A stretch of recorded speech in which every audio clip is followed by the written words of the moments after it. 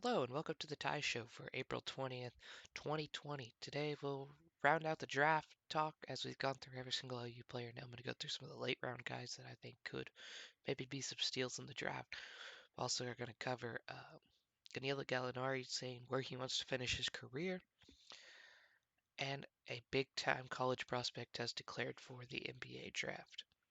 So let's start with the NFL draft now being 3 days away. As we talked, OU should have two first round picks with Kenneth Murray and CeeDee Lamb. You have Jalen Hurts and Neville Gallimore going second and third round. But today I want to talk about those guys that are going to go fourth to seventh. Main guy I want to talk about is the 6 foot, 178-pound corner out of OU, Parnell Motley. He finished the year with 41 tackles, 5 forced fumbles, a fumble recovery, and interception, had 13 pass deflections. I think the Parnell Motley is going to be a steal in this draft. The man was never a number one corner at OU. He kind of struggled his first 3 years here, but during the spring game played really good, won the corner number one job, and had an amazing year. Performed really good at the combine, performed really good at the pro day. He didn't get an invite to the combine. Sorry, he didn't have a good combine. He had a good pro day after he didn't get an invite to the combine, which was kind of surprising because he's supposed to be a fourth round pick, but he didn't get an invite to the combine.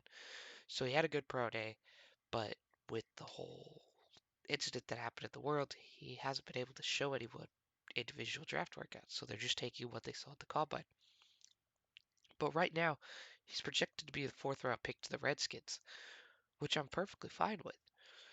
I think that Parnell Motley is going to be a steal. The reason is because the way he played this year.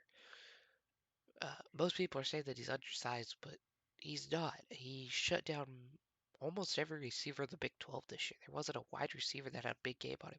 He even shut down Jamar Chase, who won wide receiver of the year in the Peach Bowl. He shut down Denzel Mims in both games he played. Denzel Mims supposed to be a top 3 round guy, maybe probably top two. Motley is a very good corner, and like I said, my prediction is fourth round to the Redskins, and I'm going to stick with that. Another big corner comes out of OSU is AJ Green, 6 foot 190 pounds, 49 tackles this year, one interception which he returned for a touchdown, had 5 pass deflections.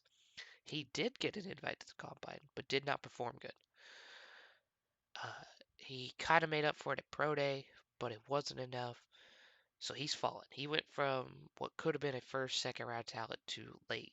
I have him going sixth round to the Packers, but he's also met with the Vikings, the Chargers, and the Colts, along with a couple other teams. My prediction is sixth round to the Packers. We'll see what happens there. Another really big sleeper that not a lot of people are talking about is Reggie Robinson. He's a big corner, 6 foot 197, out of Tulsa. But if you look at the stats, he's got the whole intangibles and everything. 38 tackles, 2 fumble recoveries, 4 interceptions, 13 pass deflections. And he also ran a 4.49 40-yard dash. I am going second round to the Vikings. I think, yes, he is going to be a second round pick. Uh, but just remember the name. You're not probably going to recognize it when you hear it. You'll be like, who was that? There's some the corners out there. This guy's going to be a steal. He can play linebacker or corner or safety, and he's good. He's really good. But that's my predictions. I mean, we're 3 days away now from the draft. I think the biggest name out of those is Reggie Robinson, but I really do like Parnell Motley, and I think AJ Green can be something. And again, if they go undrafted, as we talked about Sunday, you have people like Trey Flowers who went to Seattle and started after being undrafted. Those are just my predictions for that, but let's move on and talk about some college football. Uh, as we know, there's not really much going on in the college football world, but we did get some commitments from some big name, or not really big name guys in Oklahoma, but a guy with a big name connection. Bryce Drummond, 6'3", 205-pound, plays quarterback and linebacker at Pawhuska High, committed to be the North Texas quarterback. Why is this a big deal, you ask? He's a 3-star. He's also the son of Ree Drummond, who was the Pioneer Woman. Kind of a cool story. I never thought I'd mention Pioneer Woman in a sports recap, but here we are. He'll go into the recruiting class next year for North Texas, who is trying to replace Mason Fine, who was from Peggs, Oklahoma. He set all the records in North Texas, had a really good year. He don't think he'll get drafted though. He's a 5'9" quarterback. He was really good at North Texas, but I just don't see him progressing in any way. But let's go into two of the bigger newses of the day. Jared Butler from Baylor, sophomore, has declared for the draft. 6'3", 190 pounds, averaged 16 points, 3.2 rebounds, 3.1 assists, shooting 42%, 38% from three, 77% from the free throw line, and averaging 1.6 steals.